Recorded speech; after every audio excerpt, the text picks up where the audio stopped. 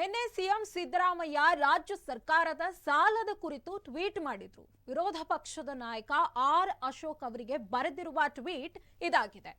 ಸನ್ಮಾನ್ಯ ಆರ್ ಅಶೋಕ್ ಅವರೇ, ನಿಮಗೆ ಈ ಆರ್ಥಿಕ ವ್ಯವಹಾರಗಳು ಅರ್ಥವಾಗುವುದಿದ್ರೆ ಸ್ವಲ್ಪ ಕೇಳಿಸ್ಕೊಳ್ಳಿ. ನಮ್ಮ ರಾಜ್ಯ ಸರ್ಕಾರದ ಸಾಲ ಹಣಕಾಸು ಜವಾಬ್ದಾರಿ ಮತ್ತು ಬಜೆಟ್ ನಿರ್ವಹಣಾ ಕಾಯ್ದೆಯ ವ್ಯಾಪ್ತಿಯಲ್ಲಿಯೇ ಇದೆ.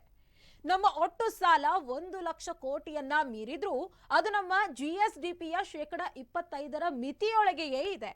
ನಮ್ಮ ಹಣಕಾಸು ಕೊರತೆ ಕೂಡ ಜಿಎಸ್ಡಿಪಿಯ 3% ಮೀರಿಲ್ಲ ಎಂದು ಬರೆದುಕೊಂಡಿದ್ರು.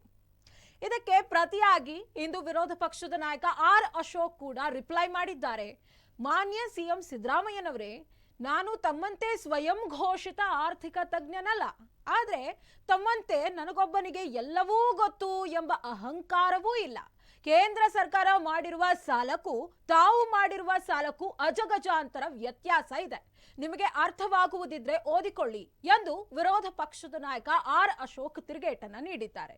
ಇನ್ನು ಮೂಲಸೌಕರ್ಯ ಅಭಿವೃದ್ಧಿಗೆ ಕೇಂದ್ರ ಸರ್ಕಾರ ಹೆಚ್ಚಿನ ಗಮನ ಹರಿಸಿದ್ದು 2024ರ ಮಧ್ಯಂತರ ಬಜೆಟ್ನಲ್ಲಿ ಬಂಡವಾಳ ವೆಚ್ಚವನ್ನ ಸತತ 4ನೇ ವರ್ಷವೂ 11.1% ಹೆಚ್ಚಿಸಿದೆ.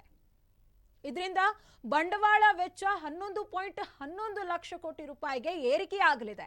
ಇದು ದೇಶದ ಜಿಡಿಪಿಯ 3.4% ಆಗಿದೆ ಎಂದು ಆರ್ ಅಶೋಕ್ ಸ್ಪಷ್ಟಪಡಿಸಿದ್ದಾರೆ.